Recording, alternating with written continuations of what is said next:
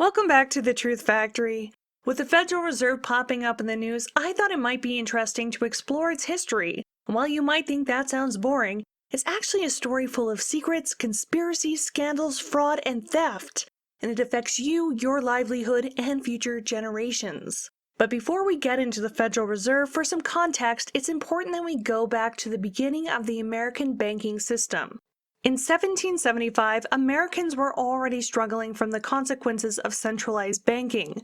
Britain had a lot of debt from wars that were funded by the Bank of England, which despite its name is a privately owned centralized bank. To pay back their debt, they were taxing the American colonies and forcing them to use British currency, which America had to borrow with interest. And while there are many reasons cited for the American Revolution, as George Washington said, the refusal of King George III to allow the colonies to operate an honest money system, which freed the ordinary man from the clutches of the money manipulators, was probably the prime cause of the revolution. By 1781, America was struggling financially because of the war. Backed into a corner, they reluctantly created a privately owned centralized bank based on the Bank of England, ironically the very same bank that the colonies were fighting against. In 1783, America won its independence from England, and the centralized bank was no longer needed. The Founding Fathers were dead set against central banking or any banking that was not backed by gold or silver. Despite this, in 1791, a central bank known as the First Bank of the United States was created, mostly due to Alexander Hamilton's persistence. This bank plunged America into debt and was closed down in 1811. But only a year later, in 1812, America was at war once again, and a second privately owned central bank of the United States was opened by President Madison. However, in 1833, Andrew Jackson, with the encouragement of the American people, used his executive power to close down the central bank. On January 8, 1935, the United States was officially debt-free and actually running a surplus for the first and last time in American history. Of course, the bankers in England could not stand this, and they did whatever it took to sabotage Jackson, which arguably led to the financial panic in 1837. It's alleged that before Jackson died, when asked what his greatest achievement was, he said, "I killed the bank." So it's a terrible irony that his face is now on a Federal Reserve note. In 1900, the Gold Standard Act was passed. This tied the US dollar to gold, and this makes sense as gold has been a valuable, rare, desirable, and stable commodity for thousands of years. Because of this, it's also dangerous to carry gold around, so naturally people would want to put it in the bank for safekeeping, and when they did, they would get a paper receipt in exchange that looked like this. This receipt could be slapped down at the bank at any time, and you would receive the equivalency in gold. There was trust in the system because, as the colloquial term goes, these receipts were as good as gold. However, it's very important to note that these two things are not the same.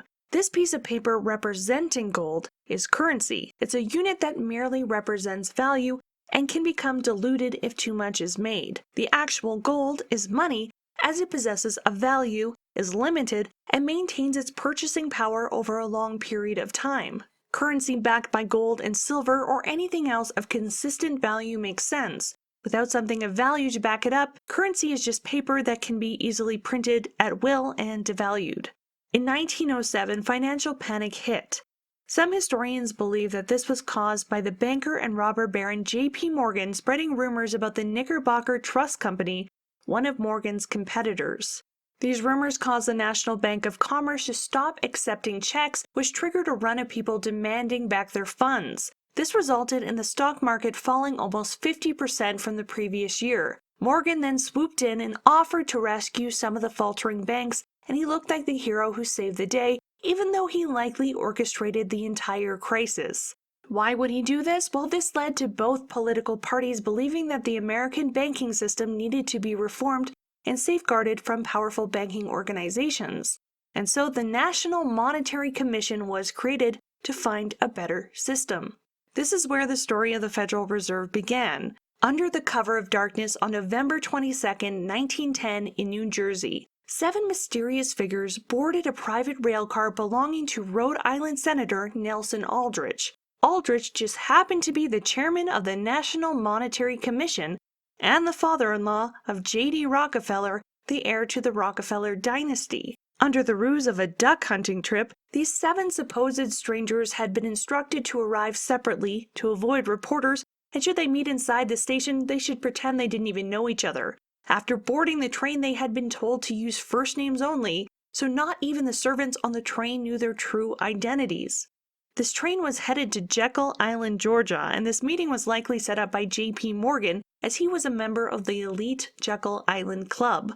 Along with Aldrich was Abraham Piet Andrew, who was the Assistant Secretary of the Treasury, Frank Anderlip, the President of the National City Bank of New York, Henry Davidson, the Senior Partner of J.P. Morgan Company, Charles Norton, who was the President of the First National Bank of New York, Benjamin Strong, the head of J.P. Morgan's Bankers Trust Company, who would later become the first head of the Federal Reserve, and finally German-born Paul Warburg, a partner at Kuhn Loeb & Co., who was a representative of the Rothschild banking dynasty in England and France and one of the wealthiest men in the world, whose brother owned the banks in Germany and the Netherlands. So all these big banks that were competition were coming together to form a cartel and to create the foundation of what would become the Federal Reserve. But why did this banking cabal need such secrecy? Well, Frank Anderlip later answered this question in an article by saying, "If it were to be exposed publicly that our particular group had got together and written a banking bill, that bill would have had no chance whatsoever of passage by Congress," which is true, because at the time the government was seeking reform to break the grip of the bankers. But little did they know that they were about to pass a bill created by those very bankers, giving them control over the American money supply and allowing them to self-regulate their industry. The Federal Reserve was chartered by an act of deceit and was passed on December 23, 1913, when most of Congress had gone home for Christmas holidays. In fact, only 3 senators were there, and the act passed with a unanimous vote. If there had been just one person present in absence of a quorum, that bill would not have passed. It was then unwittingly signed by President Wilson, who was strongly against centralized banking. This was a con job from the very beginning. The Federal Reserve Act created a new era of fractional reserve banking, where they could print more currency than they had gold to back it up, as long as they had at least 40% of gold in reserve for the amount of currency in rotation, meaning that they could put out $50 as long as they had $20 worth of gold in reserve. And you can try to justify this by saying that inflation helps stimulate economic growth, but at the end of the day, they were giving receipts to people for something that they didn't have. That's fraud. It's also rumored that around this time, bankers were investing in media to control public opinion. In 1915, Congressman Oscar Callaway demanded an investigation into J.P. Morgan & Co. for purchasing control over 25 of America's leading newspapers in order to propagandize the public opinion in favor of banking interests and U.S. participation in the war. Why would the banks want war? Because wars cost a lot of money to fund, and that money comes from loans from the bank. And while it's said that the Federal Reserve is supposed to help balance the market and prevent financial panics like the one in 1907, there's been more recessions and economic turmoil since the Federal Reserve was created than there was before. In fact, not long after the Fed's creation in 1929, the stock market crashed and America sunk into the Great Depression. Some economists believe that this was actually caused by significant policy mistakes made by the Federal Reserve. What do you think of the Federal Reserve Board today? Well, I have long been in favor of abolishing it. I think there is no institution in the United States that has such a high public standing and such a poor record of performance. The Federal Reserve Board Federal Reserve System was established in 1914, started operation in 1914. It presided over a doubling of prices during World War I. It produced a major collapse in 1921. It had a good period from about 1922 to about 28. Then it undertook actions which led to a recession in 1929 and 30. And it converted that recession by its actions into the Great Depression. The major villain in the Great Depression was, in my opinion, unquestionably, the Federal Reserve System. So at this point, people stopped trusting the banks and began to hoard their gold. By 1933, the market was overflowing with far too many receipts for the amount of actual gold in reserve. And as people came to the banks to collect their gold in a panic, this quickly became an issue. When FDR came into power, he immediately responded with this executive order, forcing people to turn in all gold coins, bullions, and gold certificates in exchange for paper currency, or they would go to jail for 10 years. The excuse used for this was to stop gold hoarding, but the main economic rationale behind the order was so that the Federal Reserve would have more gold and could therefore legally print more currency. The very next year, in 1934, the government passed the Gold Reserve Act, further outlawing the private possession of gold, and they changed the price of gold to incentivize foreign investors to export more gold into the United States. This simultaneously caused rapid devaluation of the American dollar. But these acts were great for the Fed because if the American people can't possess gold, then they can't redeem it from the banks. The foreign gold exports and the national gold confiscation resulted in a large accumulation of gold for the Fed, and this stimulus led to lower interest rates. However, the whole thing was absolute theft of the American people for the benefit of the banks. Near the end of World War II, America had 2/3 of the world's gold, and in 1944 the Bretton Woods system came into play, which tied almost all of the world's currency to the US dollar, backed by gold. This caused a fixed exchange rate and world trade to boom, and this was great until the 1950s when the government went into major debt because of the Korean and Vietnam Wars, and the Fed once again started to flood the world with more paper money than it had gold to back it up. In 1963, JFK issued Executive Order 1110, which gave the Treasury Department the explicit authority to issue debt-free silver certificates, and this could have drained the power of the Federal Reserve. A few months later, he was assassinated. Now, I'm not saying that these two things are necessarily connected. There's a lot of conspiracy theories about JFK's assassination. But what is interesting is that soon after his death, the redemption of silver dollars was halted.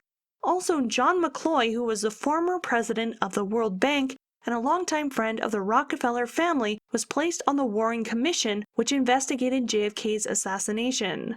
Mccloy said that all conspiracy theories regarding JFK's death were just nonsense. Alright then, case closed. In 1965, the president of France, Charles de Gaulle, called America's gold bluff and traded his US dollar reserves back for gold. Other countries followed Charles de Gaulle's lead, and by 1971, the US had lost about half of its gold. At this point, the United States had about 12 times more paper currency than it had gold in reserve. In 1971, Nixon was forced to end the direct convertibility of the US dollar to gold, because if gold reserves had gone to zero, the worldwide monetary system would have collapsed. I have directed the Secretary of the Treasury to take the action necessary to defend the dollar against the speculators. I have directed Secretary Connally to suspend temporarily the convertibility of the dollar into gold or other reserve assets, except in amounts and conditions determined to be in the interest of monetary stability and in the best interest of the United States. Now, instead of gold, U.S. gold certificates could only be redeemed for Federal Reserve notes. This was allegedly only supposed to be a temporary measure, but of course it wasn't, as they're still being used today nearly 50 years later. This was the year the U.S. dollar became fiat currency, which is money made legal tender by government decree. The only thing it's backed by is the trust in the banks, the government, and the taxation of its citizens, meaning that money is now backed by debt. Now, the Fed, a privately owned entity, has the ability to print money at will without requiring gold reserves to back it up. But if I print money, I go to jail. How is that fair? In 2008, we saw the housing market collapse. The crash happened because the banks were selling subprime mortgages to people who obviously had no way to back it up. They were also bundling these mortgages with low-risk securities in order to hide how toxic they were. That's a crime. That's fraud. Give a man a gun and he can rob a bank. Give a man a bank and he can rob the world.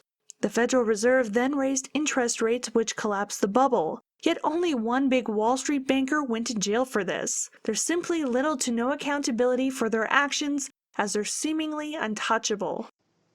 Well, first of all, the Federal Reserve is an independent agency, and that means basically that there is no other agency of government which can overrule actions that we take. After the 2008 recession, the Federal Reserve was used as a medium to bail out the very same bankers who control the Federal Reserve banks. When the banks demanded billion-dollar bailouts from the government, where do you think that money came from? The Federal Reserve. So by handing money to the banks, America simultaneously became more indebted to them. The same bank presidents who oversaw the poor lending practices of their banks ended up in the positions of deciding where the trillions of dollars in bailout money went. And where did it go? Towards their own banks. That's got to be the biggest conflict of interest I've ever heard of. And it's not that big of a stretch to think that maybe this crisis could have been orchestrated intentionally. And while the Fed claims that they're subject to audits, the present audit process exempts the Fed's most crucial activities. This is evident by this clip of former Florida Rep. Alan Grayson asking former Fed Chair Ben Bernanke where $500 billion went. So who got the money? To financial institutions in Europe and other countries? Which ones? I don't know. $500 billion and you don't know who got the money? Well, let's start with which central banks got the money. There are 14 of them, which are listed in our, I'm sure they're listed in here somewhere. All right, we actually looked at one of the arrangements, and one of the arrangements is $9 billion for New Zealand. That works out to $3,000 for every single person who lives in New Zealand. Seriously, wouldn't it have been better to extend that kind of credit to Americans rather than New Zealanders? The very next page has the U.S. dollar nominal exchange rate, which shows a 20% increase in the U.S. dollar nominal exchange rate at exactly the same time that you were handing out $500 billion to foreigners. Do you think that's a coincidence? Yes. Congress approved it in the Federal Reserve Act. When was that? Quite a long time ago. I don't know the exact date. 100 years ago? The original act is 1914, I believe. I don't know whether this provision was in 1914 or not, but the Federal Reserve Act was in 1913. All right, and at that time, the entire gross national product of this country was well under $500 billion, wasn't it? I don't know. Is it safe to say that nobody in 1913 contemplated that your small little group of people would decide to hand out $500 billion to foreigners? Now, if it's your job to know where money is going, and someone asks you where $500 billion went, and you reply with, I don't know, maybe you shouldn't have that job. In 2009, after the financial crisis, former Senator Ron Paul tried to create a Federal Reserve Transparency Act, which included a reformed audit of the Fed. The best answer I have about defending my bill is asking a question. Why not? I mean, why in the world should this much power be given to a Federal Reserve that has the authority to create $1 trillion secretly? And Congress says nothing. I mean, why not? In 2015, a similar bill was created by his son, Rand Paul, but for some reason it wasn't passed in the U.S. Senate.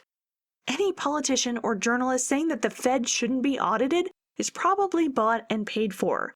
That bill was covered more territory than I think it should have. I did not vote for it, but I don't know that we, Congress and the public, should be completely having a political impact on monetary policy. It's no surprise that the biggest lobbying group against banking transparency, government oversight, and the Fed being audited is the Federal Reserve itself.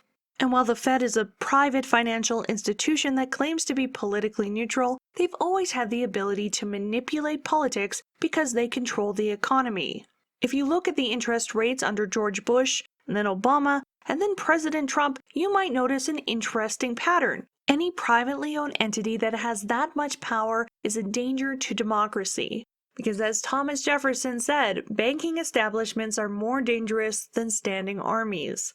During Donald Trump's 2016 campaign, he stated how he supports auditing the Fed. In my opinion, the Fed has become extremely political. I don't think they would do, I really believe if it was a political decision or the right decision, they're going to go with the political decision every single time. Trump has now been actively criticizing the Federal Reserve by tweeting the only problem our economy has is the Fed. He's also said that Fed Chairman Jerome Powell is threatening U.S. economic growth by further raising interest rates. So there's been rumors swirling about Trump potentially wanting to fire Powell. And I've seen several journalists who are unsure if he can actually do that because they say it's simply never been done before. We're in completely uncharted waters. No president has ever tried to remove a member of the Federal Reserve's board. let alone a chairman, for any reason at any time. So this is an incredibly theoretical discussion about what the law says. We're in uncharted waters. No one's tried it before. But that's fake news, as President Truman's Fed chairman was forced to resign. And to imply that the president is unable to remove the person that they appointed to the Fed would mean that the Federal Reserve is operating without America's best interest in mind and has far too much power.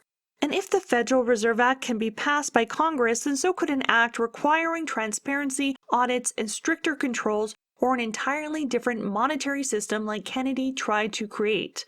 Now, there are great arguments to be made for having central banking, but we have to admit that it's hard to trust the Fed based on their history, and maybe it's time that we pull back the curtain and reveal that the great and powerful laws is just a man pulling the strings. Because in summary, the Federal Reserve, which is not federal nor does it have any reserves, was created by a cartel of bankers who tricked the government into signing their act.